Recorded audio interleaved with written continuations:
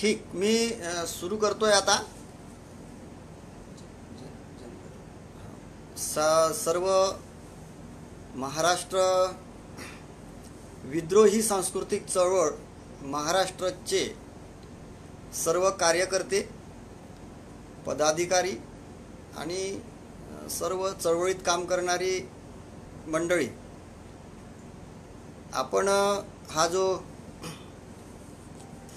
Live व्याख्यानांचा कार्यक्रम सुरू केला आहे काही दिवसांपासून, आणि अतिशय या संवेदनशील काळामध्ये वेगवेगळ्या विषयांवर वेगवेगळ्या विद्वानांशी त्यांचं मत व्यक्त करण्याची संधी त्यांना तुम्ही देत आहात आणि त्यांची मतं जाणून घेत आहात. ती महाराष्ट्रातल्या या सगळ्या जनतेसाठी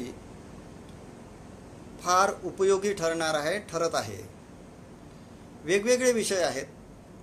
या सगळ्या विषयासाठी आणि ती निवडण्याची संधी पण तुम्ही त्या व्याख्यात्यांना दिली. खऱ्या लोकशाहीचं आणि मतस्वातंत्र्याचं हे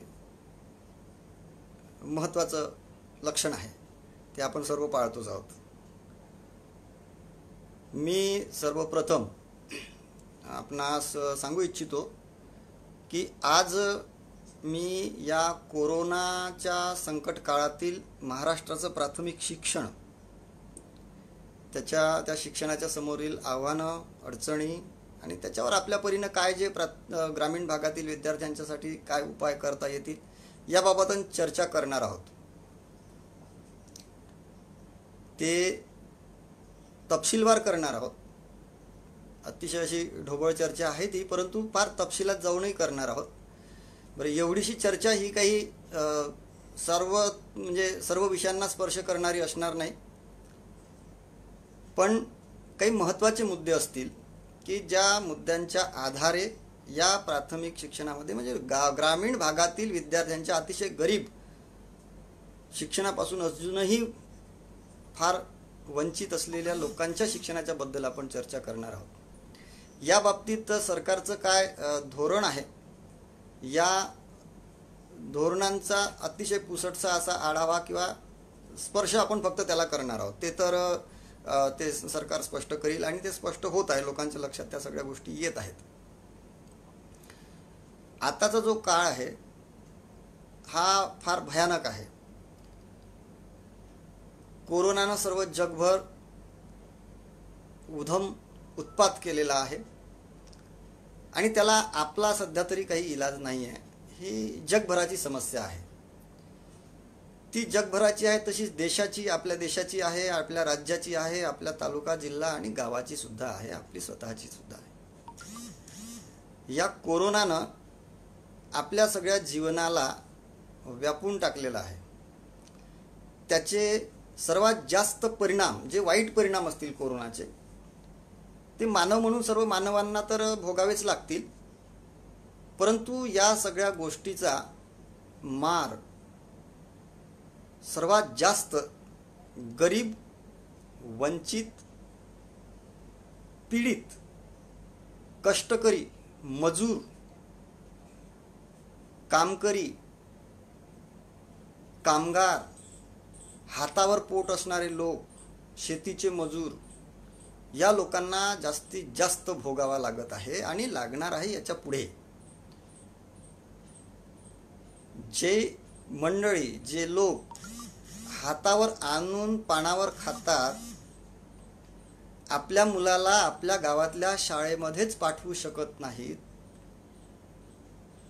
किंबहुना त्या मुलालाही कामाला न्यावं लागतं, या लोकांना, त्या मुलांच्या शिक्षणाबद्दल आपण बोलणार आहोत.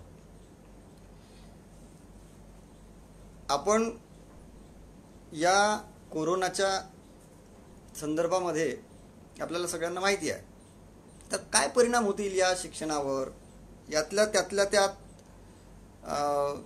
या सत्रामध्ये या कोरोनाच्या महामारीमुळं आपल्याला आपल्या महाराष्ट्रातील सर्वच शाळा मार्चच्या अर्ध्यापासून म्हणजे 15-16 मार्चपासून आपल्याला बंद ठेवाव्या लागलेल्या आहेत. आणि त्या बंद ठेवल्यामुळं जो मूल्यमापनाचा अंतिम टप्पा होता. आपण त्याला परीक्षा म्हणतो, पण आता त्याला तो परीक्षा वगैरे आपण शासनानं तो शब्द वगळला आहे आणि त्याला आपण मूल्यमापन म्हणतो. हे मूल्यमापन ही सातत्यपूर्ण चालणारी प्रक्रिया आहे.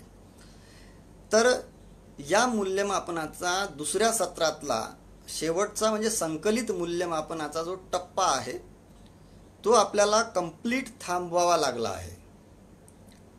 आणि त्यामुळं या मुलांचे निकाल कसे द्यावेत किंवा यांना ते उत्तीर्ण झालेत किंवा पुढच्या वर्गात गेले हे कसं सांगावं हा प्रश्न निर्माण झाला. परंतु सरकारने निर्णय घेतला की आपण हा मूल्यमापनाचा संकलित मूल्यमापनाचा टप्पा थांबवू आणि विद्यार्थ्यांना त्याच्या पुढच्या वर्गामध्ये प्रमोट करू, प्रोन्नती देऊ, पुढच्या वर्गात पाठवू. याचा परिणाम काय झाला की विद्यार्थ्यांना हे माहिती झालं. म्हणजे अजूनही विद्यार्थी विचारतात की सर आम्ही पास झालो का, आम्ही पुढच्या वर्गात गेलो का. म्हणजे चौथीतले विद्यार्थी म्हणतील की आम्ही 5वीत गेलो का. तर आम्हाला सांगावं लागतं हो तू 5व्या वर्गात गेलेला आहेस आणि पुढच्या वर्षीच्या अभ्यासाची तू तयारी कर. तेव्हा त्या विद्यार्थ्याच्या चेहऱ्यावर एक प्रश्नचिन्ह असतं. ते प्रश्नचिन्ह आम्हाला वाचता येतं. ते प्रश्नचिन्ह असं असतं की मी जर या वर्षाची परीक्षाच दिली नाही तरी मी पुढच्या वर्गात कसा गेलो.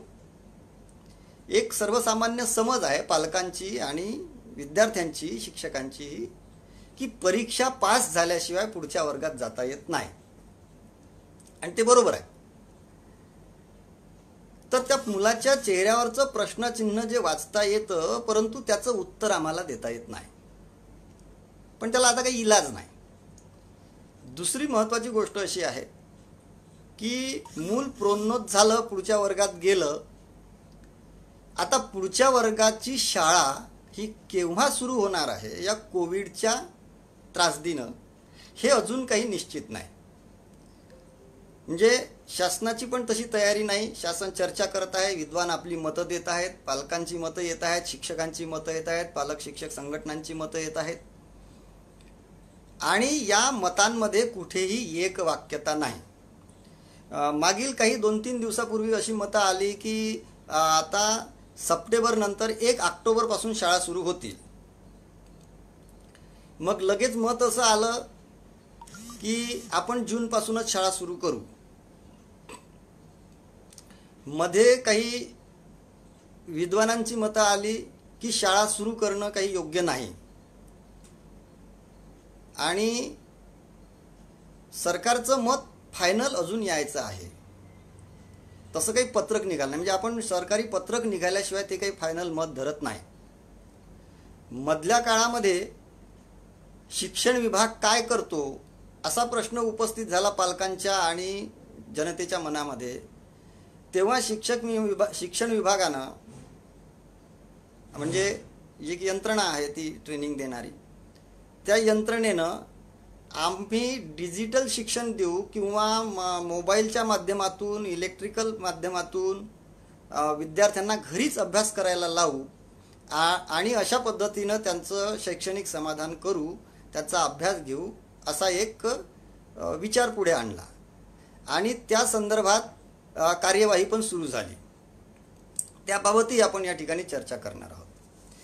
तर पहिल्यांदा आपण हे बघूया की समजा आपण मागच्या मार्चपासून शाळा बंद ठेवल्या आणि त्या ठेवल्या आहेत, आता उन्हाळ्याच्या सुट्ट्याच आहेत असं गृहीत धरूया आणि आणखी 4 महिने म्हणजे सप्टेंबर ऑक्टोबरपर्यंत शाळा सुरू होणार नाहीत असं जर आपण गृहीत धरलं या क्षणाला, तर काय होईल.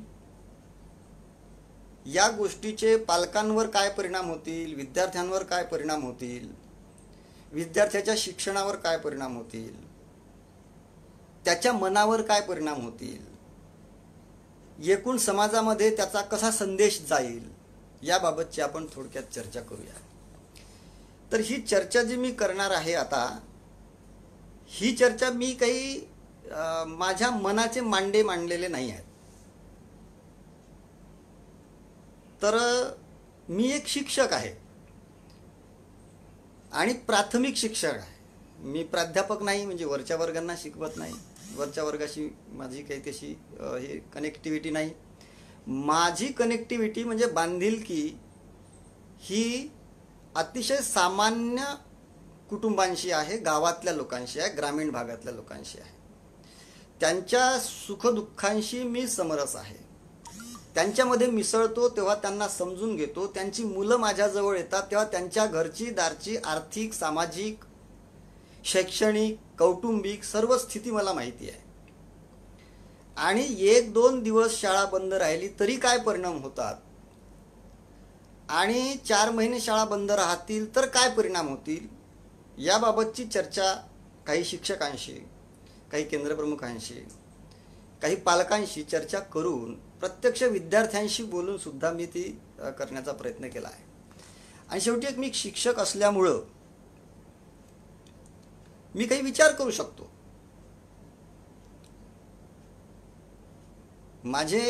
माझा शिक्षणाचाही अभ्यास आहे, शिक्षण व्यवस्थेचा अभ्यास आहे. त्यामुळं मी काही विचार करू शकतो आणि ते आपल्यासमोर मी मांडण्याचा प्रयत्न करतो आहे. तर शाळा बंद राहिल्या तर सरळ सरळ गोष्ट अशी आहे की विद्यार्थी आणि शिक्षक यांचा संपर्कच तुटणार आहे, सपशेल तुटणार आहे. म्हणजे शिक्षक शाळेत जाणार नाहीत, जाण्याची गरज नाही. विद्यार्थी शाळेत येणार नाहीत, म्हणजे येण्याची गरज नाही. त्याच्यामुळं विद्यार्थ्यांचं आणि शिक्षकांचं एक बाइंडिंग जे आहे हे बाइंडिंग नष्ट होण्याच्या मार्गावर असेल. म्हणजे कायम नष्ट होणार नाही, म्हणजे फार काळ म्हणजे आपण कंप्लीट शाळा बंद करत नाही आहोत. परंतु तरीही अवस्था अशी आहे की आपण दिवाळीच्या सुट्ट्या देतो, जवळपास 10-12 दिवस 15 दिवस अशा सुट्ट्या आपल्याकडे असतात. या सुट्ट्यांच्या काळामध्ये काय होतं तर सुट्ट्यांच्या काळामध्ये दिवाळीच्या दिवसामध्ये विद्यार्थी आपल्याच घरी असतो, तो शाळेत येणार नाही सुट्टी असल्यामुळं. आणि सुट्ट्या संपल्या आणि नंतर शाळा सुरू झाली की त्याच्यानंतर तो 5 ते 7, 10 दिवस शाळेत येत नाही. म्हणजे अशा पद्धतीनं तो महिनाभर शाळेच्या बाहेर असतो. मग तो सुट्ट्या संपल्यानंतर लगेच का शाळेत येत नाही. मी ग्रामीण भागातली गोष्ट करतोय, शहरी सजग भागातली गोष्ट करत नाही आहे. मी ग्रामीण भागाच्या विद्यार्थ्यांच्या संदर्भात बोलतोय. तर सुट्ट्या संपल्यानंतर तो मामाच्या गावी जातो आईसोबत, तो आत्याच्या गावी जातो, तो पाहुणा म्हणून जातो आणि सुट्ट्यानंतरचे शाळेचे 10 दिवस तो अशा पद्धतीनं बाहेर घालवतो. या काळामध्ये काय होतं की पहिल्या सत्रामध्ये त्याचं जे काही शैक्षणिक पातळी उंचावली आहे त्या सगळ्या गोष्टी जवळपास पुसून गेल्यासारख्या होतात आणि दिवाळीच्या नंतर हे मूल आमच्याकडे अगदी पूर्ववत कोरं होऊन आल्यासारखं येतं. आणि पुन्हा तयारी करण्यासाठी आम्हाला त्याचा पुन्हा 15 दिवसाचा वेळ अवधी घ्यावा लागतो, रिफ्रेश करावं लागतं मुलाला. आणि मग या गोष्टीचा परिणाम त्या अभ्यासक्रमावर, पाठ्यक्रमावर, त्याच्या शैक्षणिक प्रगतीवर होत असतो. ही नियमित सत्र चालू असतानाची गोष्ट झाली. आता आपण हे बोलत आहोत की मार्चपासून शाळा बंद आहेत आणि पुढील 4 महिने सुद्धा शाळा सुरू होणार नाहीत, तेव्हा आपला काय परिणाम होणार आहे. तर मी पहिल्यांदा बोललो की विद्यार्थी आणि शिक्षक यांची कनेक्टिव्हिटी यांचे तुटणार आहे. आणि त्यामुळं विद्यार्थ्यांना स्वतः समजून घेण्याची जी गोष्ट आहे ती अजूनपर्यंत त्यांची विकसित झाली नसल्यामुळे त्याचा त्यांच्या अभ्यासावर परिणाम होणार आहे. शिक्षक ज्या पद्धतीनं विद्यार्थ्यांना समजावून सांगतात, एक एक गोष्ट जवळ बोलावून, वर्गात बसून, फळ्यावर, ही मार्गदर्शनाची लिंक जी आहे ती मार्गदर्शनाची लिंक विद्यार्थ्यांची तुटून जाणार आहे. आणि म्हणून विषयांच्या ज्या काही मूलभूत संकल्पना आहेत, मूलभूत संबोध आहेत, हे विद्यार्थी समजून घेऊ शकणार नाहीत. त्याच्यासाठी ते तयार नसतील. कदाचित या संबोधाच्या आधारावर त्याचं पुढील शिक्षण आणि पुढील शैक्षणिक उन्नती आहे. हे संबोध कच्चे राहिल्यामुळं, हा पायाच कच्चा राहिल्यामुळं त्याच्या प्रगतीला बरीचशी खीळ बसणार आहे. शाळेचे काही विषय असे असतात, म्हणजे गणितासारखा विषय आहे, विज्ञानासारखा विषय आहे, हे प्रॅक्टिकल विषय आहेत, प्रात्यक्षिक विषय आहेत. ते मुलाला जवळ बोलावून त्याच्याकडून करून घ्यावे लागतात. घरी बसल्यानंतर कुठलाही पालक त्याच्याकडून हे करून घेऊ शकणार नाही. ते शिक्षकांचंच काम आहे आणि शिक्षक ते बरोबर करून घेतो. त्याच्यामुळं विद्यार्थ्यांचं प्रात्यक्षिक जे विषय आहेत त्या विषयांची प्रगती थांबणार आहे, मंदावणार आहे आणि पुढे हे नुकसान कधीही भरून निघणार नाही. या शैक्षणिक गोष्टी झाल्या. तर प्रारंभिक गणिती क्रिया ज्या आहेत, बेरीज, वजाबाकी, गुणाकार, भागाकार, पुढील वर्गांमध्ये वर्गमूळ, वर्गसंख्या, भौमितिक आकृत्यांचे काही गोष्टी, या प्रॅक्टिकल गोष्टी विद्यार्थ्यांना घरी समजणार नाहीत, कारण त्याला ते कोणी करायला लावणार नाही, करून घेऊ शकणार नाही. आणि म्हणून विद्यार्थ्यांचं नुकसान हे निश्चित आहे. बौद्धिक खेळ, शैक्षणिक खेळ, या खेळांपासून विद्यार्थी वंचित राहणार आहे. त्याच्यामुळे त्याचं हे शैक्षणिक नुकसान होणार आहे. या मूलभूत गोष्टीच्या आधारावर विद्यार्थी त्याची नवीन ज्ञानरचना करत असतो. काही नवीन गोष्टी तो स्वतःहून करू इच्छितो, करू शकतो. त्या गोष्टी या नुकसानीमुळं विद्यार्थी करू शकणार नाही. त्याच्यामुळं हे फार मोठं नुकसान विद्यार्थ्यांचं या शाळा बंद राहण्यामुळं होणार आहे. विद्यार्थ्यांचे भाषिक कौशल्य जी आहेत, जी ग्रामीण बोली भाषा त्याची खेड्यातली, गावातली आहे, घरची आहे, परंतु त्यासोबतच त्याला जगाच्या संपर्कात येण्याचं जे भान आहे, भाषिक भान आहे, ते शाळेत मिळतं. शाळेमध्ये पुस्तकी प्रमाण भाषेतून जे आपलं मत व्यक्त करण्याचे जे कौशल्य आहे ते शाळेमध्ये प्राप्त होतं. ते घरी नाही होत आणि ते मार्गदर्शकाच्या म्हणजे शिक्षकाच्या उपस्थितीत प्राप्त होतं, त्याच्या मार्गदर्शनाखाली होतं. ते विद्यार्थी प्राप्त करू शकणार नाही. त्यामुळं विद्यार्थी हा पुढे चालून नवीन लोकांमध्ये मिसळू शकणार नाही. तो बुजरा होईल, त्याची हिंमत वाढणार नाही. त्याच्या बोलीची, त्याच्या भाषेची त्याला कदाचित लाज वाटायला लागेल आणि त्याला एक कमीपणा वाटेल की मी चांगल्या भाषेत बोलू शकत नाही. हे सुद्धा नुकसान या ठिकाणी फार महत्त्वाचं आहे. भाषिक नुकसान माणसाला त्याच्या सर्व प्रगतींपासून रोखतं. आपल्या ज्या काही प्रगती झाल्या असतील आतापर्यंत त्या आपल्या भाषिक उन्नयनामुळे झालेल्या आहेत. आपण सगळं नुकसान सहन करू शकतो, भाषिक नुकसान सहन करू शकत नाही आणि करायला नको आहे. दुसरं महत्त्वाचंच आहे की मुलं घरी राहतील, मोहल्ल्यात खेळतील, परंतु शाळांमध्ये जो समूह एकत्रित येतो विद्यार्थ्यांचा, त्या समूहाचे काही फायदे आहेत. ते समूहाचे फायदे म्हणजे कुठले? ते एकमेकांना समजून घेतात, एकमेकांच्या भावभावनांचा आदर करतात, त्या एकमेकाच्या सुखदुःखामध्ये मिसळतात, ते एकमेकांमध्ये गुंतून जातात आणि त्यांच्यामध्ये आपुलकी, खिलाडू वृत्ती, प्रेमभाव हा आपसुकच जागायला लागतो. हे समूहाचे फायदे आहेत. हे विद्यार्थ्यांना शाळेत मिळतात.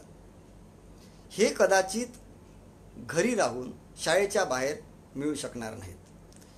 एकमेकांची आपुलकी, प्रेमभाव हा शाळेमध्ये जागृत होतो.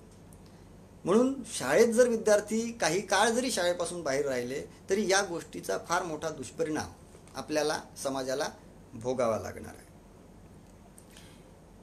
शाळेमध्ये समूह संप्रेषण प्रक्रिया होत असते. ते मूल चूप जरी बसलं तरी ते इतरांचे काही गोष्टी शिकत असतं आणि आपसुकच एकमेकाशी संवाद साधला जातो. समूह संप्रेषण म्हणतात त्याला. आणि शिक्षक विद्यार्थी आंतरक्रिया, विद्यार्थी विद्यार्थी आंतरक्रिया, या आंतरक्रिया बाहेर होत नाहीत, त्या शाळेतच होतात. त्यामुळं या आंतरक्रिया न झाल्यामुळं शिक्षणावर, बालकाच्या शिक्षणावर फार मोठा परिणाम होतो. तो नकारात्मक असतो, न झाल्याचा. आणि या आंतरक्रिया फक्त शाळेतच होऊ शकतात, म्हणून शाळा आवश्यक आहे. एरवी आपण शाळा काढल्या नसत्या. शाळेला हे जे औपचारिक रूप आपण दिलेलं आहे ते यासाठी दिलेलं आहे. त्याचे जे फायदे आहेत ते फायदे आता आपल्याला दिसत आहेत. एक आपण लक्षात घेतलं पाहिजे की काही बालकं ही अंतर्मुख असतात. ती फारशी लोकांमध्ये मिसळत नाहीत. म्हणजे शाळेत आली तरी फार मुलांमध्ये मिसळत नाहीत, वर्गामध्ये फार बोलत नाहीत, शिक्षकांच्या प्रश्नांना उत्तरं देत नाहीत. ती अंतर्मुख असतात, आपल्या मनातलं काही सांगत नाहीत. तरीही ही मुलं जर शाळेत आली तर त्याचं सामाजिकरण होत असतं. ते बोलत नसलं, ते प्रतिक्रिया देत नसलं तरीही त्याचं शिक्षण आणि त्याच्या मनाचे जे काही व्यापार असतात ते सुरू असतात. समजा ही मुलं जी अंतर्मुख असतात, ही मुलं शाळेच्या बाहेर राहिली किंवा घरीच राहिली तर काय होईल? ही मुलं अधिक अंतर्मुख होत जातील. आपल्या मनातल्या काही भावना ती व्यक्त करणार नाहीत. आणि यदा कदाचित एखाद्या वाईट घटनेमुळं त्या अंतर्मुख मुलांच्या भावनांचा स्फोट झाला तर तो फार विघातक असेल. तो त्या मुलासाठी विघातक असेल. तो हिंसेपर्यंत जाऊ शकतो. या मुलांच्या हातून हिंसा सुद्धा घडू शकते. या मुलाला मोहल्ल्यामध्ये घरी कोणी डिवचलं तर त्याचा स्फोट होऊ शकतो. आणि याचे फार भयानक परिणाम त्या मुलाला, कुटुंबाला आणि समाजाला भोगायला लागू शकतात. हे आपण विचार केला पाहिजे शाळा बंद ठेवत असताना. पुढे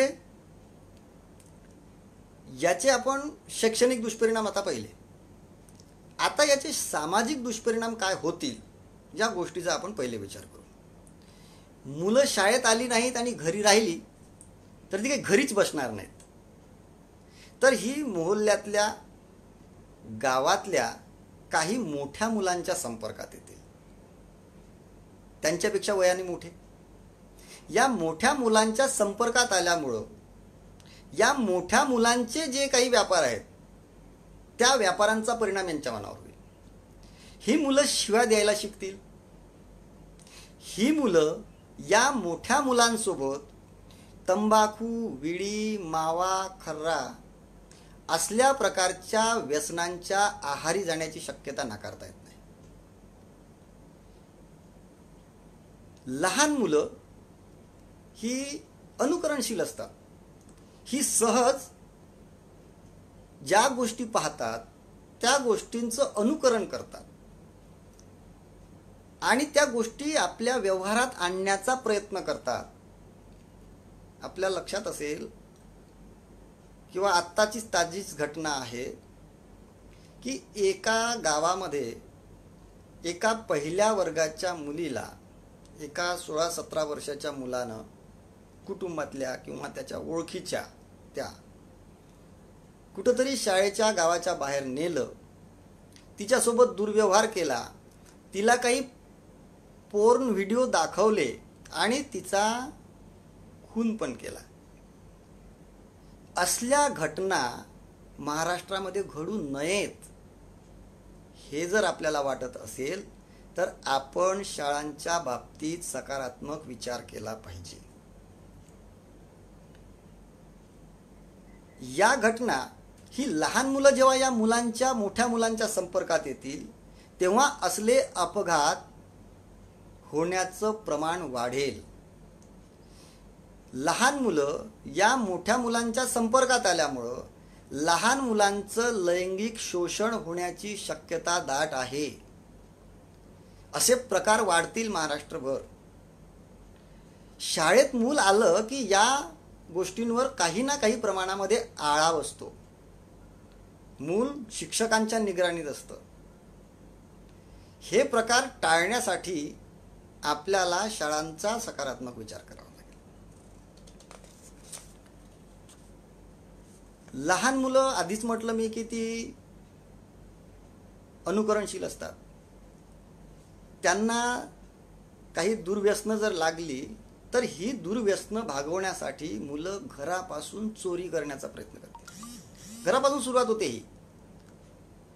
आईच्या बटव्यातून, बाबांच्या खिशातून ही मुलं पैसे काढतील आणि मोठ्या मुलांच्या सांगण्याखातर आपला हे दुर्व्यसन भागवण्यासाठी हे त्यांना करायला लागेल. चोरीचं प्रमाण वाढेल, मुलं गुन्हेगारीकडे वळतील.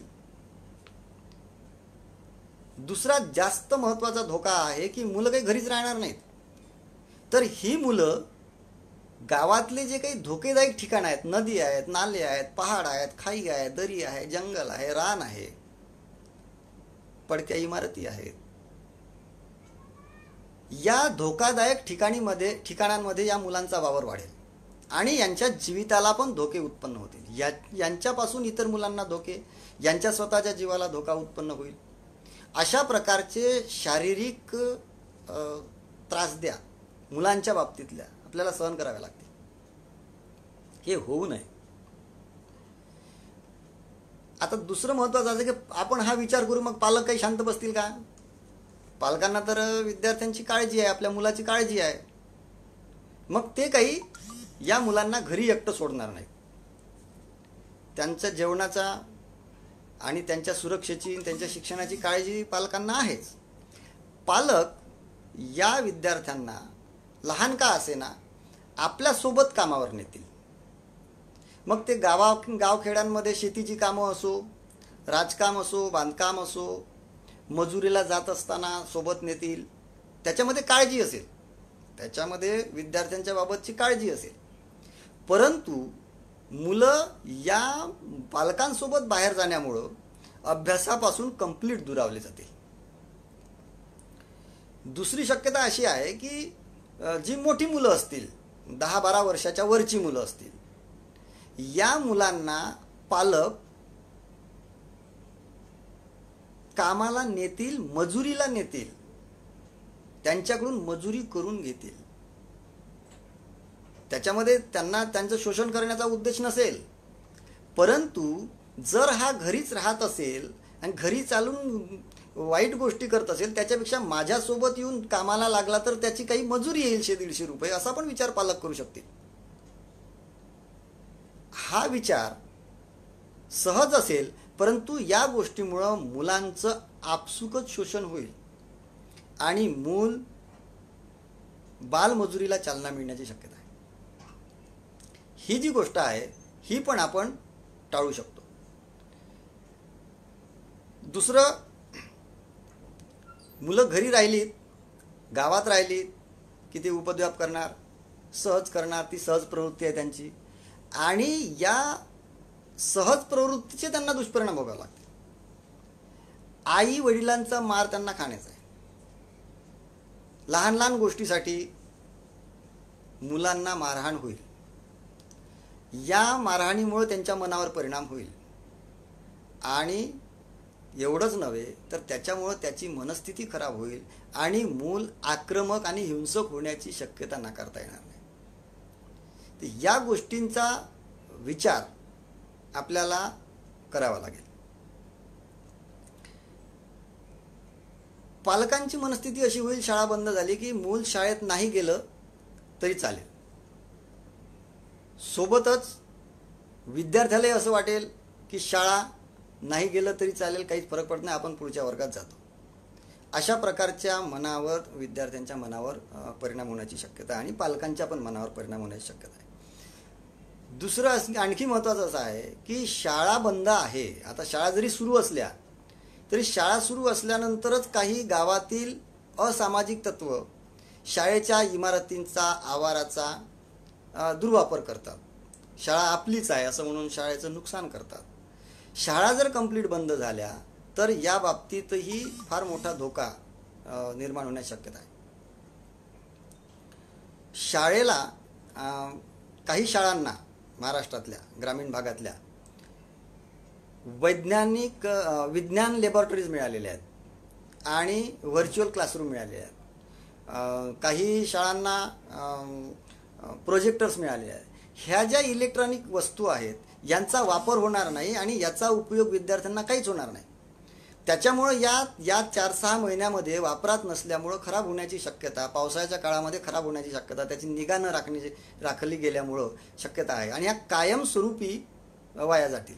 मग पुढे कधीच विद्यार्थ्यांच्या कामात येणार नाहीत. सरकारचा खर्च झाला आहे करोडो रुपयांचा आणि उपयोग काहीच नाही.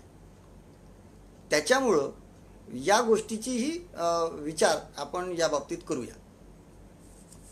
आता हे सगळं नुकसान झालेलं आहे आणि शिक्षण विभाग किंवा सरकार काहीच करत नाही असं आपल्याला वाटत असेल, परंतु सरकारने, शिक्षण विभागाने मुलांचं शैक्षणिक नुकसान होऊ नये यासाठी काही प्रयोग करण्याचं ठरवलेलं आहे.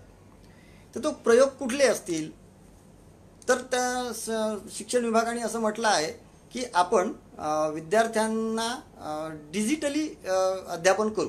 ते घरी बसून अभ्यास करतील, मोबाईलवरून शिकतील.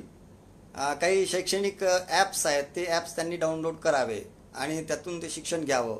शिक्षकांनी त्यांना त्यांचे व्हॉट्सॲप ग्रुप करावे वर्गाचे आणि त्या वर्गाला अभ्यासक्रम द्यावा. दीक्षा ॲपसारखं ॲप आहे, हे ॲप डाउनलोड करून घ्यावं आणि त्याचे डिटेल्स वेळोवेळी शासनाला द्यावे. आणि तशी यंत्रणा सुरू झालेली आहे.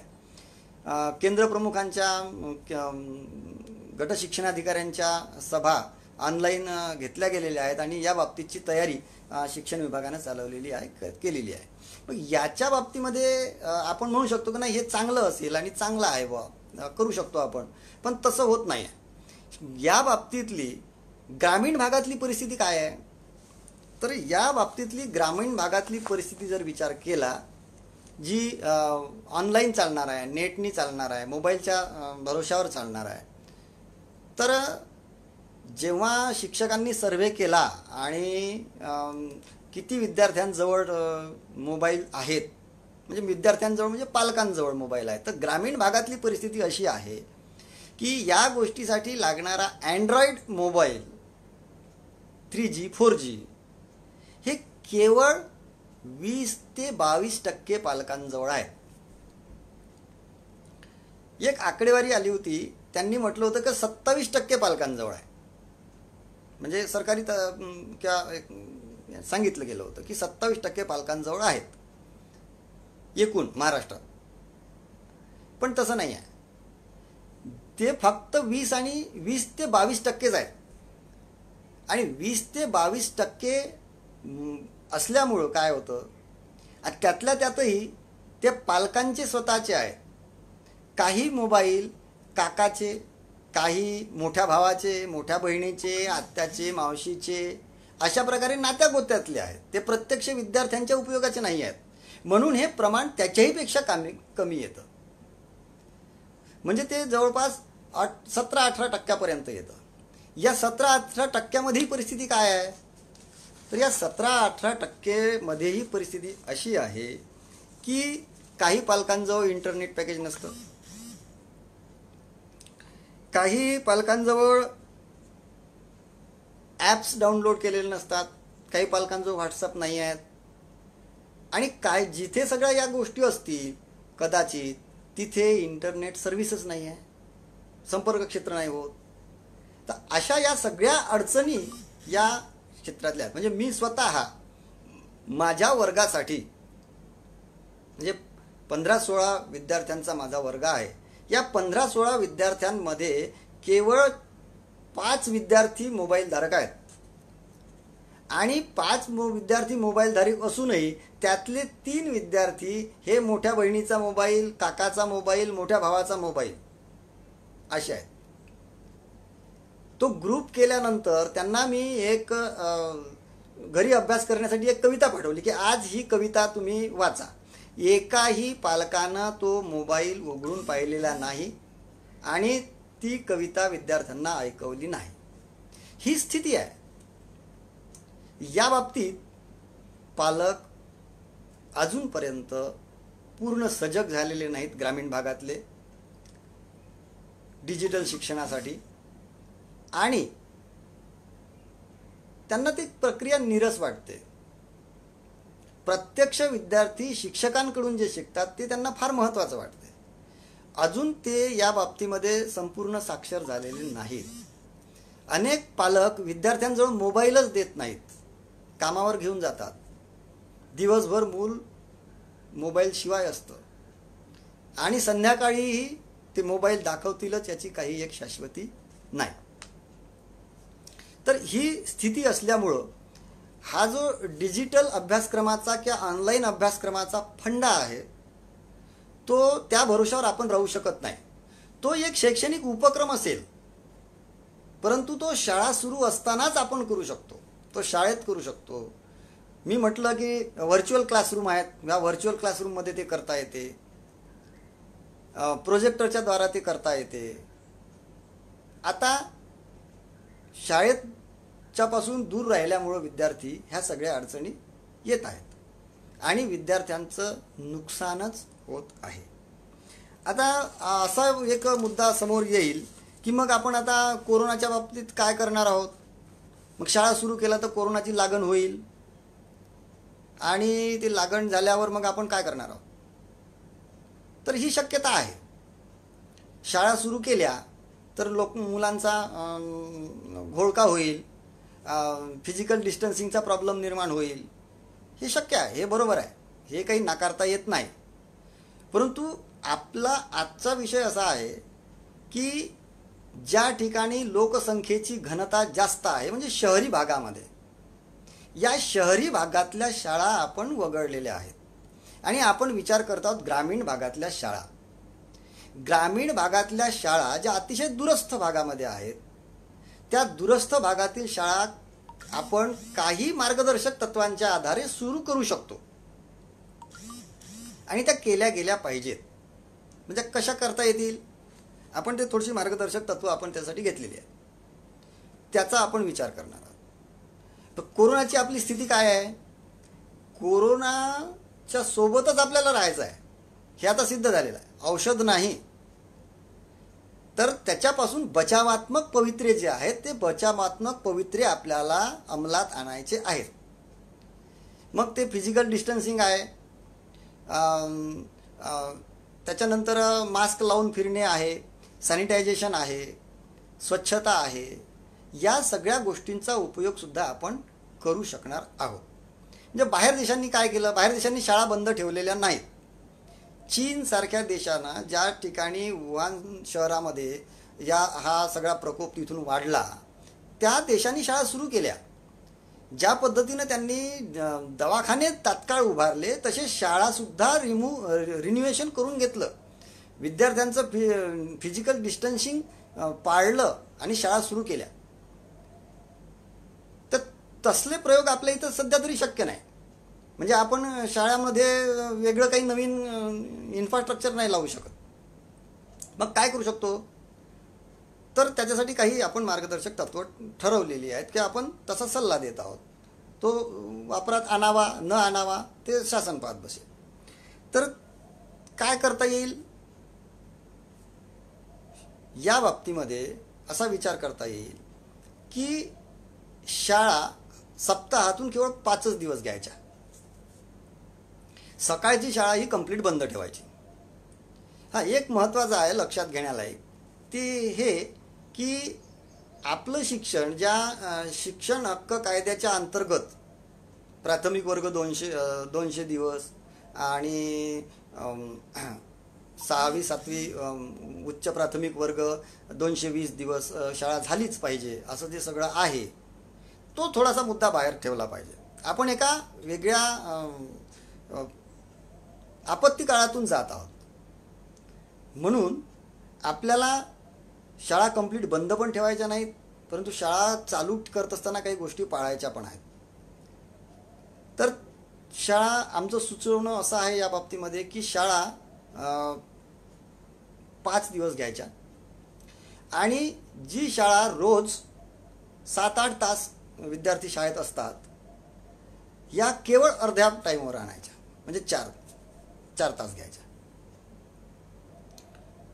ज्या शाळामध्ये 50 पेक्षा जास्त विद्यार्थी असतील त्या शाळा 2 शिफ्टमध्ये घ्यायच्या, सकाळपाळी दुपारपाळी, आणि अर्धी मुलं शाळेत बोलवायची. ते नियोजन पूर्णपणे शाळावर सोपवायचं. म्हणजे काही वर्ग सकाळच्या पाळीला, काही वर्ग दुपारच्या पाळीला. शिक्षकांना सुद्धा ज्यांचे वर्ग घेतले जातील त्याच शिक्षकांना शाळेत बोलवायचं आणि ज्या शिक्षकांचे वर्ग नसतील त्यांच्या पाळ्या लावून द्याव्या. ते नियोजन सुद्धा शाळांनी व्यवस्थित करावं, म्हणजे मुख्याध्यापकांनी करावं. एखाद्या वेळेस आपत्कालामध्ये, पावसाळ्याचे दिवस येतील, या काळामध्ये शाळा कुठल्या दिवशी बंद ठेवायची किंवा सुटीच देऊन द्यायची, हे पूर्ण अधिकार मुख्याध्यापकांना द्यायचा. त्याने निर्णय, त्याच्यासाठी त्याला कोणी काही म्हणणार नाही. जी यंत्रणा आहे, शिक्षण यंत्रणा, त्याला आपण इन्व्हिजिलेटरी सिस्टम असं म्हणतो, ती केवळ निरीक्षण करेल, नियंत्रण करेल, काही मार्गदर्शन करेल, शिक्षकांना अडचणीत आणणार नाही. दुसरं महत्त्वाचं असं की या काळामध्ये मग कसल्या प्रकारचा अभ्यासक्रम घ्यायचा, तर आमचं म्हणणं असं आहे की जो काही पाठ्यक्रम आपण नियमित घेत आहोत, हा पाठ्यक्रम या वर्षापुरता स्थगित ठेवायचा. एरवी नाहीतरी आपण महाराष्ट्रभर गुणवत्तेच्या बाबतीत फारच सजग असतो, म्हणजे शाळा घेतो परंतु गुणवत्ताच नाही आहे अशा आपल्या हे असतात, म्हणजे निरीक्षणं असतात. त्याच्यासाठी आपण त्रयस्थ यंत्रणेची नेमणूक करतो. मग या त्रयस्थ यंत्रणा शिक्षकांना ट्रेनिंग देतात आणि त्या पद्धतीने ते करून घेतात आणि 2-3 महिन्यानंतर लगेच रिपोर्ट देतात की काहीतरी इम्प्रूव्हमेंट झाली. पण तसं काही होत नाही, म्हणजे तळपातळीवरची गोष्ट असते की तसं काही होत नाही, पण ते दाखवलं जातं. मग या वर्षी जर आपण असा विचार केला की नियमित पाठ्यक्रमाला आपण थोडं बाजूला ठेवलं आणि मूलभूत क्रिया, मूलभूत संकल्पना, या ज्या प्राथमिक गोष्टी आहेत याच्यावरच भर दिला, जसं भाषेच्या बाबतीत श्रवण, भाषण, वाचन, लेखन, संभाषण या कौशल्यांच्या त्या वर्गाच्या विकसनावरच भर दिला वर्षभर. गणिताच्या बाबतीत बेरीज, वजाबाकी, गुणाकार, भागाकार या मूलभूत क्रियांच्या विकसनावर, त्याच्या क्षमतांवरच भर दिला आणि ते मजबूत करून घेतलं विद्यार्थ्यांकडून, तर किती चांगली गोष्ट होईल. या गोष्टी आपण विद्यार्थ्यांकडून या वर्षभर करून घेऊ शकतो. दुसरं महत्त्वाचं असं की विद्यार्थ्यांना आपण प्रोन्नत करतोच, पुढच्या वर्गात पाठवतो. या वर्षापुरतं विद्यार्थ्यांचं मूल्यमापनाची जी पूर्ण प्रक्रिया आहे ती पण थांबवून द्यायची आणि या आधारावरच, गुणवत्ता देण्याच्या आधारावरच त्या विद्यार्थ्यांचं या गुणवत्तेच्या संबंधानंच प्रबोधन करायचं. हे शिक्षण सुद्धा विद्यार्थ्यांना खोलीत डांबून द्यायचं नाही, म्हणजे त्यांना कमीत कमी वेळ खोलीत ठेवायचं. ते जास्तीत जास्त वेळ ग्राउंडमध्ये राहतील, मोकळ्या वातावरणात राहतील, प्रसन्न वातावरणात राहतील अशी व्यवस्था करायची. यासाठी शारीरिक शिक्षण, कला, कार्यानुभव या विषयांवर आधारित उपक्रमांवर जोर द्यायचा. विद्यार्थ्यांना फार मनोरंजक वाटेल, आपलंसं वाटेल अशा पद्धतीच्या उपक्रमांवर भर द्यायचा. काही शिक्षक फार चांगल्या पद्धतीने हे उपक्रम राबवत असतात. या शिक्षकांच्या या उपक्रमांना प्रबलन द्यायचं. त्या शिक्षकाचे उपक्रम इतर शाळांमध्येही कसे जातील याची योजना या पुढील यंत्रणेनं करायची. तर असं जर आपण करू शकलो तर विद्यार्थ्यांच्या प्रगतीचा काही विचार आपण करत आहोत असं होईल. आणखी मुद्दा इथे शिल्लक असाच आहे की मुलं डिस्टन्सिंग पाळतील का, ते तर एकत्रित येतील. तर आपण आधीच अर्धी विद्यार्थी घरी ठेवणार आहोत आणि अर्धे विद्यार्थी शाळेत बोलवणार आहोत, म्हणजे इथं आपलं अर्ध डिस्टन्सिंगचा प्रश्न सुटला. दुसरं आणखी असं की या विद्यार्थ्यांना सर्वांना मास्क घालणे बंधनकारक करणार, शिक्षकांना मास्क घालणे बंधनकारक करणार. सोबतच शाळेच्या आवारातली शाळेची जी काही सॅनिटायझेशनची सिस्टम आहे ती अधिक मजबूत करणे मग याला मदत कोण करणार हाही प्रश्न आहे. तर वैयक्तिक जी स्वच्छता आहे ती विद्यार्थ्यांची आहे. ते विद्यार्थी पाळतील. मास्क, सॅनिटायझेशन, हात धुणे या सगळ्या गोष्टी शिक्षकांच्या याच्यासमोर करतील. शालेय परिसराची स्वच्छता ही ग्रामपंचायतनी करून द्यायची. आता काही गोष्टी मी या ठिकाणी ग्रामपंचायतचा उल्लेख करून करणार आहे आणि ते त्यांनी करावं असा मी आग्रह धरणार आहे. तो याच्यासाठी आग्रह धरणार आहे की त्या पहिल्यांदा आपण कुठल्या गोष्टी ग्रामपंचायतनी मदत करावी या बाबतीत मी सुचवतो. नंतर बोलू आपण ते काय आहे ते. की परिसर स्वच्छता, कंपाऊंडच्या आतली स्वच्छता आणि इतर स्वच्छता या बाबतीमध्ये ग्रामपंचायतनं आवर्जून लक्ष घालावं. लक्ष घालावं म्हणजे करून द्यावं.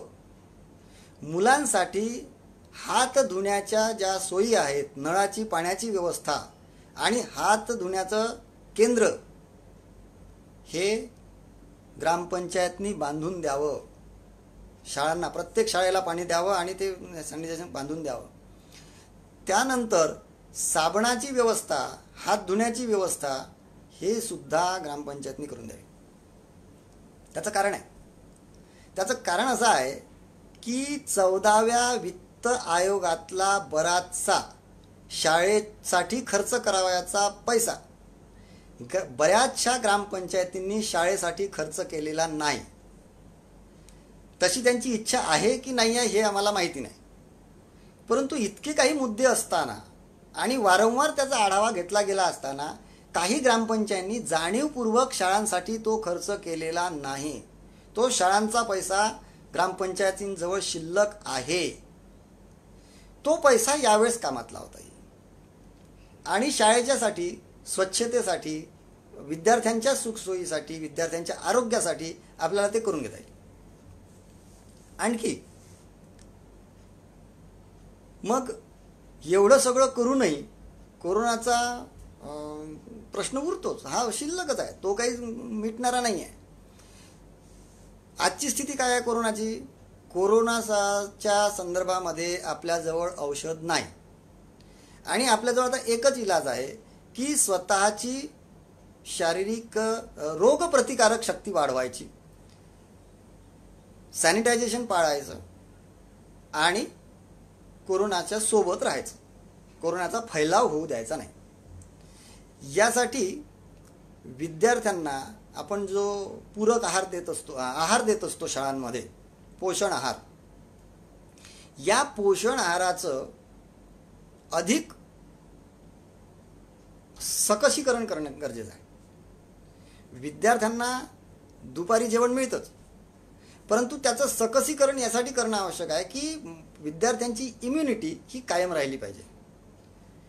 ते आता रोगाच्या संपर्कात येणार नाहीत, ते सॅनिटायझेशन पाळत आहेत असं गृहीत धरू, पण त्यांची जर आपण इम्युनिटी वाढवण्याचा प्रयत्न शाळातून केला तर फार महत्त्वाचा होईल. यासाठी रोज एका दिवसाच्या आड दूध, अंडी आणि काही फळे, म्हणजे एक दिवस दूध, दुसऱ्या दिवशी अंडी, तिसऱ्या दिवशी काही फळे, अशा प्रकारचा पूरक आहार रोजच्या रोज विद्यार्थ्यांना देण्यात यावा. समजा आपण शाळा 2 पाळ्यांमध्ये घेत असू आणि पहिल्या पाळीतले विद्यार्थी सकाळी शाळेत आले आहेत, अशात विद्यार्थी शाळेत आल्याबरोबर त्याला दूध किंवा अंडी किंवा फळ हे मिळेल आणि त्याची 4 तास शाळा, त्याचं खेळणं, त्याचा अभ्यास किंवा त्याचा तो अभ्यासक्रमाचा भाग आटोपला की घरी जाण्याच्या वेळेस त्याचं जेवण 2-2:30 वाजता हे होईल. लगेच दुसऱ्या पाळीतली जेव्हा विद्यार्थी येतील तर ते पहिल्यांदा जेवतील, नंतर आपलं अभ्यासाचं काम करतील आणि घरी जाताना पुन्हा दूध, अंडी किंवा फळे खाऊन जातील. अशा पद्धतीनं विद्यार्थ्यांच्या आरोग्याचा सुद्धा प्रश्न आपण सोडवू शकतो. पावसाळ्यामध्ये येणारे जे काही रोग असतील, साथीचे रोग असतील, पाण्यामुळे होणारे रोग असतील, या रोगांपासून सुद्धा बचाव या इम्युनिटीच्या इम्प्रूव्हमेंटमुळे होणार आहे. सोबतच प्राथमिक आरोग्य केंद्रांच्या माध्यमातून प्रत्येक सप्ताहामध्ये, म्हणजे ज्या 5 दिवस आपण शाळा घेणार आहोत, या 5 दिवसांच्या मधून एक दिवस कुठलाही सर्व शिक्षक आणि सर्व विद्यार्थी यांची आरोग्य तपासणी करणे आणि त्यांच्या नोंदी ठेवणे. एखादा विद्यार्थी आजारी आढळला की त्याला शाळेत येण्यामध्ये थोडंसं थांबवून ठेवणे, की त्याला शाळेत बोलवायचं नाही. काही विद्यार्थी दीर्घ आजाराने आजारी असतात, वेगवेगळ्या आजारांनी आजारी असतात, तर हे विद्यार्थी यांना शाळेतून कंप्लीट सूट देणे, त्यांना शाळेत नाही आले तरी चालेल. असल्या प्रकारे आपण शाळांचं व्यवस्थापन करू शकतो, कोरोनावर सुद्धा मात करू शकतो, विद्यार्थ्यांना अनेक अडीअडचणींपासून दूर ठेवू शकतो, त्यांच्या शैक्षणिक प्रगतीचा पण आपल्याला एक पूल बांधता येतो आणि या सगळ्या समाज घटकांनाही बांधून ठेवता येतं. असं जर आपण केलं तर आपण फार मोठं काम या कोरोनाच्या पार्श्वभूमीवर सुद्धा शैक्षणिक क्षेत्रामध्ये करू शकतो. या बाबतीतला एक विस्तृत लेख किंवा विस्तृत रिपोर्ट मी तयार केला आहे आणि तो माननीय शिक्षण आणि क्रीडा मंत्री प्राध्यापक वर्षाताई गायकवाड यांच्या कार्यालयाला रवाना केला आहे. आता सरकार काय निर्णय घेतं हे आपण बघूया, तर ते त्यांच्यावर सोडू. या सगळ्या लाईव्ह उपक्रमामुळे आपण सर्वांच्या संपर्कात आलो, किती वेळ झाला, आणि या शिक्षणाच्या संदर्भातल्या काही गोष्टी एक शिक्षक म्हणून समजून घेतल्या, त्या सर्वांपर्यंत पोचाव्या असा आपण विचार करूया. जे सर्व कार्यकर्ते, जे काही शिक्षक, पालक हे सगळं पाहत असतील त्यांना सर्वांना च्याप्रती मी कृतज्ञता व्यक्त करतो.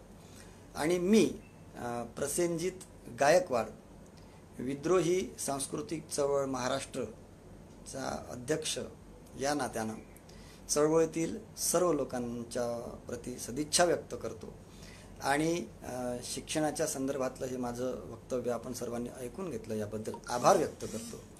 मी आवाहन करतो सर्वांना की या संदर्भामध्ये आपल्याला काही जर प्रश्न असतील तर आपण त्या बाबतीतही 5-1 मिनिटामध्ये विचार करूया.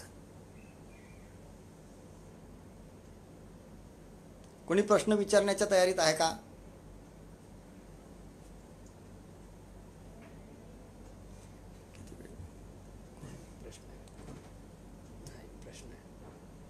गंगा कांबळे, जिल्हा परिषदांच्या शाळांसाठी हे ठीक आहे, पण आदिवासी विकास विभागाच्या ज्या आश्रमशाळा आहेत तिथे कशा पद्धतीने डिस्टन्सिंग पाळता येऊ शकतं? हो, हा प्रश्न सनातन आहे. आश्रमशाळांच्या बाबतीमध्ये हे कसं शक्य आहे? हॉस्टेल स्कूल आपण ज्याला म्हणतो, तर आपण एक लक्षात घेतलं पाहिजे की या काळामध्ये हॉस्टेलवरची सर्व मुलं ही आपापल्या गावी गेलेली आहेत, ती पालकांजवळ आहेत, ती ज्या शाळेत दाखल असतील त्या शाळेत दाखल असतील, ते तिथेच राहतील, परंतु त्यांचं शिक्षण त्यांच्या गावात, त्यांच्या गावाजवळ जी शाळा असेल, त्यांना जवळ पडणारी जी शाळा असेल त्या शाळांमधून होईल. त्या गोष्टीसाठी त्या मुलांची नावं त्या आश्रमशाळांमधून काढण्याची गरज नाही आणि या शाळेमध्ये रीतसर दाखल करण्याची पण गरज नाही. जी शाळा त्यांना जवळ पडेल त्या शाळेमध्ये ते विद्यार्थी जाऊ शकतील, मुख्याध्यापक ती व्यवस्था करतील. त्या विद्यार्थ्यांना म्हणजे ते विद्यार्थी आश्रमशाळाचे जरी असतील तरी त्यांच्या पोषण आहाराचा प्रश्नसुद्धा निकाली निघेल. त्याच्यासाठी कुठलीही अडचण शासनाकडून, प्रशासनाकडून किंवा मुख्याध्यापकाकडून येणार नाही. त्या पालकांना विश्वासात घेऊन मुख्याध्यापकच असे विद्यार्थी गावात असतील तर त्यांचा शोध घेऊन आपल्या शाळेमध्ये त्याचं शिक्षण पूर्ण करण्याचा प्रयत्न करतील. याच्या पुढे आणखी काही?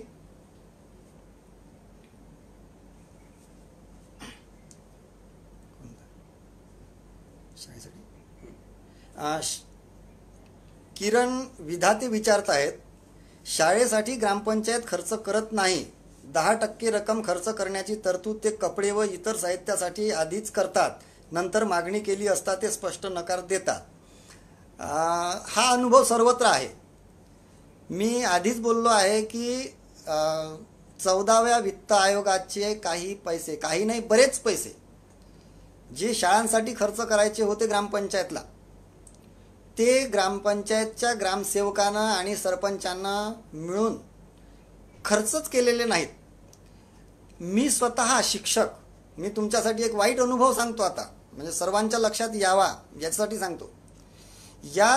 हे सगळे शाळांचे पैसे शाळेसाठी खर्च करावे असा तगादा ग्रामपंचायतकडे लावला. रीतसर पत्र दिली की आम्हाला या गोष्टीची आवश्यकता आहे, हे तुम्हाला करता येते आणि तुमच्याकडे आमचे पैसे आहेत, ते तुम्ही खर्च करा. आम्हाला विचारा कुठे खर्च करायचे आहे, ते तुम्हीच खर्च करा, आम्हाला काही देऊ नका. त्यासाठी मी अधिकाऱ्यांपर्यंत म्हणजे BDO आणि CO पर्यंत सुद्धा पत्रव्यवहार केला. त्याचा दुष्परिणाम काय झाला माहिती आहे का? ग्रामपंचायतच्या सर्व सदस्यांनी माझ्या विरोधामध्ये खोटी तक्रार लिहिली. मी मुख्याध्यापक असताना ती खोटी तक्रार ग्रामपंचायतमध्ये ठेवली. त्या तक्रारीच्या आधारावर तात्काळ ठराव लिहिला आणि तो ठराव वरिष्ठ अधिकाऱ्यांना पाठवला. वरिष्ठ अधिकाऱ्यांनी त्याच्यासाठी चौकशी समिती नेमली आणि त्या चौकशी समितीने चौकशीच केली नाही. त्यांना माहिती होतं की हे काही होत नाही आणि यांचं बरोबर आहे शिक्षकांचं, हे त्यांना माहिती होतं, त्याच्यामुळे त्याची चौकशी झाली नाही. परंतु या ग्रामपंचायतच्या मेंबर लोकांनी वरिष्ठ अधिकाऱ्यांच्या ऑफिसमध्ये तोंडी तक्रारी केल्या, त्यांना तगादा लावला आणि माझ्याकडून ग्रामपंचायतचा मुख्याध्यापकाचा पदभार काढून घेण्याची कारवाई केली. तर असो, वरिष्ठांचा तो. परंतु प्रश्न असा आहे की यासाठी पालकांनी सुद्धा सजग असलं पाहिजे आणि ग्रामपंचायतच्या वतीनं जो शाळांसाठी खर्च करायचा आहे तो ग्रामपंचायत खर्च करते की नाही हे पालकांनी विचारलं पाहिजे ग्रामपंचायतांना, की माझा पाल्य ज्या शाळेमध्ये शिकतो त्याच्यासाठी जो ग्रामपंचायतला खर्च करायचा आहे तो केला की नाही केला. आता तुम्ही म्हटल्याप्रमाणे काही शाळांना गणवेश वगैरे ग्रामपंचायत घेऊन देतात, परंतु शासनातर्फेच गणवेश मिळतात फुकट. सर्व मुली SC ST NTचे विद्यार्थी आणि BPL मधले असणारे विद्यार्थी, या विद्यार्थ्यांना शाळेकडूनच गणवेश मिळतात, शासनाकडून गणवेश मिळतात. मग याच्यामध्ये काही विद्यार्थी सुटतात, म्हणजे काही विद्यार्थी म्हणजे फक्त OBC घटकातले, ओपन घटकातले जे विद्यार्थी आहेत हे सुटून जातात. आमचं म्हणणं असं आहे की ग्रामपंचायतने या OBC घटकाला गणवेश द्यावेत. परंतु तसंही काही ठिकाणी होताना दिसत नाही. काही ठिकाणी होते, काही ठिकाणी सरपंच चांगले आहेत, ग्राम मेंबर चांगले आहेत, राजकारण चांगलं आहे, शाळेला मदत करणार आहे, त्या ठिकाणी या चांगल्या गोष्टी होतात. परंतु खरोखरच बऱ्याचशा ठिकाणी होत नाही. या ठिकाणी पालकांनी वरिष्ठ अधिकाऱ्यांपर्यंत जाऊन या गोष्टी लावून धरल्या पाहिजेत. पुढचा प्रश्न आहे का?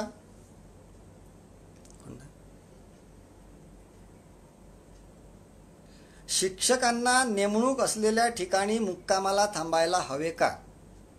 हा प्रश्न आहेच.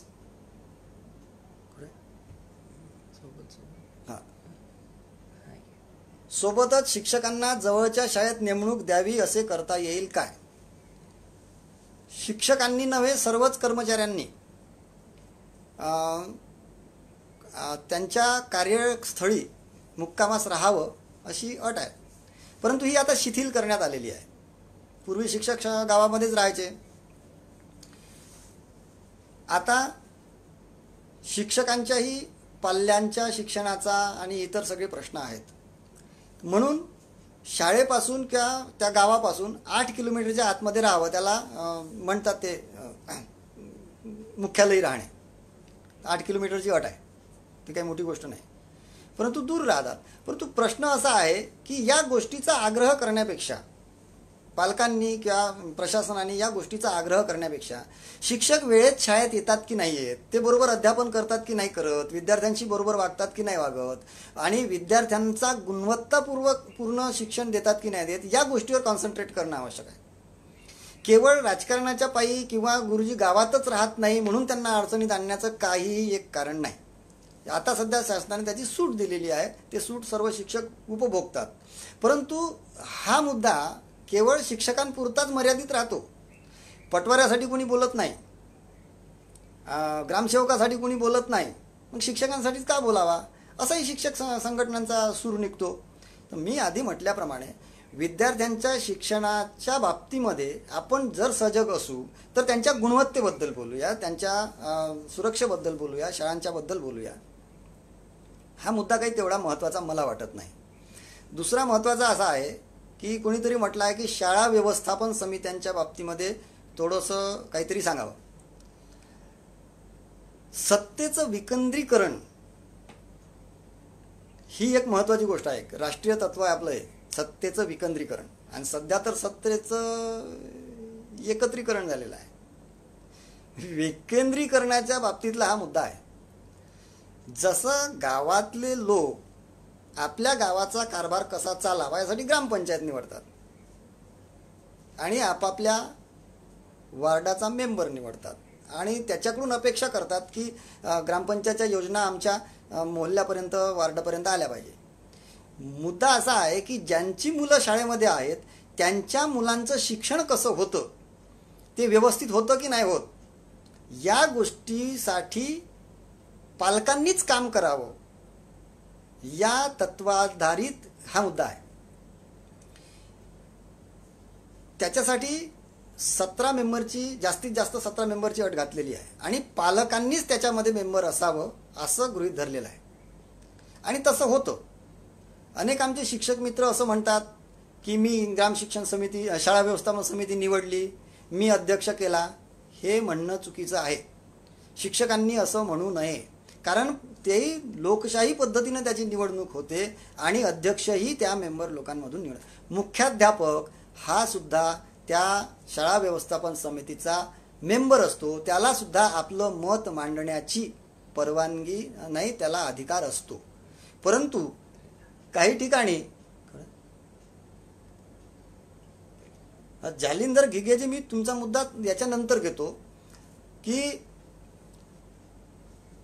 बऱ्याच ठिकाणी केवळ राजकारणात त्या शाळा व्यवस्थापन समित्यांमध्ये राजकारण घुसडलं जातं आणि मुख्याध्यापकांना केवळ गुलाम म्हणून वागवलं जातं. म्हणजे मुख्याध्यापक या गावातील मग पालक, ग्रामपंचायतचे मेंबर, इतर लोक, काही राजकारणी या पालकांच्या माध्यमातून, या पालकातून निवडलेल्या अध्यक्षांच्या माध्यमातून मुख्याध्यापकांवर दबाव आणून काही वाईट गोष्टीसुद्धा करून घेण्याचा प्रयत्न करतात. शाळेला येणारा निधी कसा खर्च करावा हे मुख्याध्यापकांना ठरवायचं आहे, परंतु हे लोक त्याच्यामध्ये अडचणी निर्माण करतात. काही ठिकाणी हा खर्चच होऊ देत नाही, मुख्याध्यापकाने केलेला खर्च मंजूर करत नाही आणि सगळं लक्ष विद्यार्थ्यांच्या प्रगतीच्यावरून दूर करून या खर्चावर केंद्रित केलं जातं. याच्यातून अनेक गोष्टी वाईट होतात. त्याच्या बाबतीत अधिक चांगल्या पद्धतीनं एक स्वतंत्र विषय आहे, तो बोलता येईल. जालिंदरजी घिगे यांचं म्हणणं असं होतं की सर्व शिक्षक लोक या बाबतीत तयार असतील का, म्हणजे आपण जे आता बोललो, तर ज्याच्या त्याच्या मगजाचा, मगदुराचा, समजेचा आणि सराउंडिंगचा प्रश्न आहे. मग आता शिक्षक समजून घेतील की नाही घेतील, आपलं फक्त म्हणणं आपण मांडतो. मला असं म्हणायचं होतं की शिक्षकांच्या संघटनांनी पुढाकार घ्यायचा होता शाळा सुरू झाल्या पाहिजे म्हणून, परंतु शिक्षकांच्या संघटना अजूनपर्यंत पुढाकार घेत नाही आहेत. शिक्षकांच्या संघटना या शिक्षकांच्या हितासाठी झटतात, हे मान्य आहे. त्यांनी विद्यार्थ्यांच्या हितासाठीही झटलं पाहिजे. विद्यार्थी असतील तर शिक्षक असतील आणि शिक्षक असतील तर शिक्षकांच्या संघटना असतील, हे आपण समजून घेऊया. प्रत्येक शाळेतील पटाचा प्रश्न, उपस्थितीचा प्रश्न फार महत्त्वाचा आहे. विद्यार्थी कमी कमी होत आहेत म्हणून शाळा तुटत आहेत आणि शाळा तुटत आहेत आणि सरकार शाळा बंद करत आहे. आत्ताच निर्णय घेतला सरकारने की राज्यातल्या 10 पटसंख्या किंवा 10च्या खाली पटसंख्या असणाऱ्या शाळा आम्ही बंद करणार आणि ते करतील. त्याच्यात काहीच दुसरा इलाज नाही आहे. त्याच्यामागे दुसरं धोरण काही असो, ते विद्यार्थ्यांची सोय करतील, दुसऱ्या शाळेमध्ये नेऊन देतील त्यांना, त्याच्यामुळे अनेक वेगळे प्रश्न निर्माण होतील. परंतु नवीन शिक्षक भरत्या होणार नाहीत, काही शिक्षकांच्या नोकऱ्या जातील. यासुद्धा विचार शिक्षकांनी करावा. मी स्वतः मागील 3 वर्षापासून जी मुलं शाळाबाह्य आहेत, काही कारणानं शाळेत येऊ शकत नाहीत, किंवा काही मुलं शाळेतच दाखल होत नाहीत, भटक्यांची मुलं आहेत, विस्थापितांची मुलं आहेत, ऊसतोड कामगारांची मुलं आहेत, वीटभट्टीवर काम करणाऱ्यांची मुलं आहेत, हे इकडून तिकडे जाऊन काम करणारे जे पालक आहेत त्यांची मुलं आहेत, हे शाळेत जाऊ शकत नाही. या मुलांना शाळेत आणण्याच्या चळवळीत मी सहभागी आहे. मी माझ्या स्तरावर जिल्हा परिषदांमध्ये हे काम करतो. ही गोष्टच माझे शिक्षक समजून घेत नाहीत. मी आजपर्यंत 90 ते 100 मुलांना शाळेत दाखल केलेला आहे. शाळाच्या शाळा वाचवलेल्या आहेत. तुम्हाला सांगतो घिगेजी, ॲट ए टाइम 50 विद्यार्थी मी शाळेत दाखल केले भटक्यांचे. एक शाळाची शाळा म्हणजे ज्या शाळेमध्ये मी ते विद्यार्थी दाखल केले त्या शाळेची पटसंख्या फक्त 35 होती. 1 ते 7ची 35 ते 37 होती. आणि 50 विद्यार्थी पुन्हा आणून दिले. त्या शाळेला ती शाळा महानगरपालिकेची, नागपूर महानगरपालिकेची 2 शिफ्टमध्ये घ्यावी लागली. गावातील मुलं सकाळच्या पाळीत आणि ही दाखल केलेली मुलं दुपारच्या पाळीत. त्याच्यामुळं त्या ठिकाणी दुसऱ्या 2 शिक्षकांची व्यवस्था सुद्धा करावी लागली. अशा पद्धतीनं आपण शाळा सुद्धा उभ्या करू शकतो. अनेक फायदे आहेत या गोष्टीचे. वंचितांचं शिक्षणही होईल आणि शिक्षकांच्या नोकऱ्या वाचतील, शाळा वाचतील, सरकारी उपक्रम वाचतील. तर अशा पद्धतीचे काही उपक्रम आणि काही गोष्टी आहेत. हा खूप खोल, गहन आणि फार समजून घेण्याचा विषय आहे.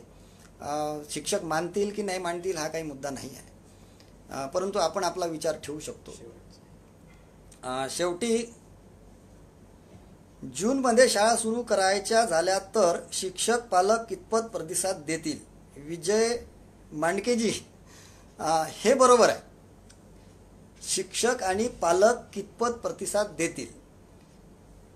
मी पहिल्यांदाच बोललेलो आहे की मी शहरी भागांच्या शाळांबद्दल बोलत नाही. मी ग्रामीण भागातील शाळांबद्दल बोलत आहे. आणि ज्या काही मुद्दे आहेत ते मुद्दे आतापर्यंत चर्चा केले आहेत.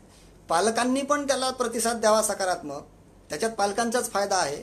आणि शिक्षकांनी पण सकारात्मक प्रतिसाद द्यावा. शिक्षकांसाठी फार मोठं त्यांचं कामच आहे ते जाणं.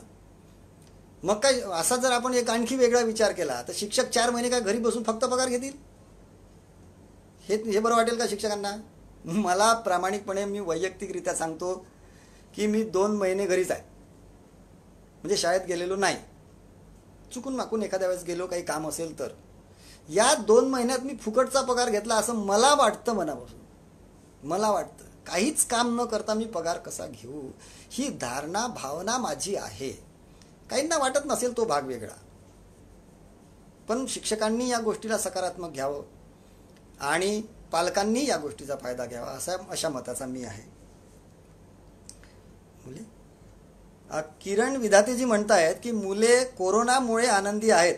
मुलांना शाळेबाबत उदासीन वाटतात. त्यांना शाळेविषयी आनंद वाटावा यासाठी काय उपाययोजना कराव्यात? मी मधातला पोर्शन कदाचित आपण ऐकला नसावा विधातेजी. मी आनंददायी आणि उपक्रमशील काही उपक्रमाबद्दल बोललेलो आहे. आजच्या शिक्षणाबाबतीत शिक्षण तज्ज्ञांचंही म्हणणं हेच आहे की शिक्षण हे आनंददायी असलं पाहिजे. आणि शिक्षक प्रामाणिकपणे तो आनंददायी शिक्षण देण्याचा प्रयत्न करतात. पण आपण एक पारंपरिक पद्धती स्वीकारलेली आहे, ती अजूनपर्यंत पालकांपर्यंत आपण पोहोचवण्याचा प्रयत्न केला नाही. जसं मी किंवा आणखी एक शिक्षक शाळेच्या वेळामध्ये विद्यार्थ्यांना एखाद्या वेळेस ग्राउंडमध्ये घेऊन एखादा खेळ खेळवत असतील. तो खेळ अभ्यासक्रमातला आहे, त्यातून विद्यार्थी शिकतील. पालक जर अचानक त्यावेळेस त्यांनी जर पाहिलं तर ते अशी प्रतिक्रिया देतील की अरे ते वर्गामध्ये काय बसवत नाही तुम्ही, फळ्यावर शिकवत नाही गुरुजी, काय हे पोरांना इथं ऐन वेळेस शाळेच्या वेळेस शिकवायला वर्ग खेळायला लावता तुम्ही. तर हा अडाणीपणा आहे या बाबतीतला. शिक्षण तज्ज्ञांचं म्हणणं असं आहे की विद्यार्थ्यांना अतिशय आनंदी पद्धतीनं त्यांना आवडेल तसं शिकू द्यावं. शिकवण्याचा मुद्दाच नाही आहे आता, शिकण्याचा मुद्दा आहे. विद्यार्थ्यांनी शिकावं आणि शिक्षकांनी सुलभकाची भूमिका घ्यावी, त्यांना शिकण्यास मदत करावी. मी या मताचा आहे की शिक्षकांनी शिकवण्याच्या भानगडीतच पडू नये, तर विद्यार्थ्यांना ज्या गोष्टीची आवड आहे त्या आवडीच्या संदर्भामध्ये त्यांना तसं मार्गदर्शन करावं. एकाच वर्गामध्ये एका विद्यार्थ्याला वजाबाकी सोडवण्याची हुक्की आली आहे आणि एका विद्यार्थ्याला बेरीज करण्याची हुक्की आली आहे, तर हे दोन्ही, मग यावेळेस शिक्षकांनी कुठली भूमिका घ्यावी? तर याच वेळी ज्या विद्यार्थ्याला वजाबाकीची हुक्की आली आहे त्याला वजाबाकी प्रत्यक्ष समजून सांगावी कृतीतून, आणि त्याचं आटोपलं की लगेच त्याचं होईपर्यंत बेरीज करणाऱ्या विद्यार्थ्याला सुद्धा त्याचं मार्गदर्शन करावं. एखाद्या विद्यार्थ्याला ह्याच वेळी एखादी नैसर्गिक घटना समजून घ्यायची आहे, तर हे सुद्धा शिक्षकांनी त्याच वेळी त्याला त्याचं समाधान होईल असं उत्तर द्यावं. इतक्या आनंददायी पद्धतीनं शिक्षण व्हावं, विद्यार्थ्याला जे हवं आहे ज्यावेळेस ते देण्याचा प्रयत्न व्हावा. आणि अशीच शिक्षण धोरण पण आहे आपलं. आपली जी इन्व्हिजिलेटरी व्यवस्था आहे,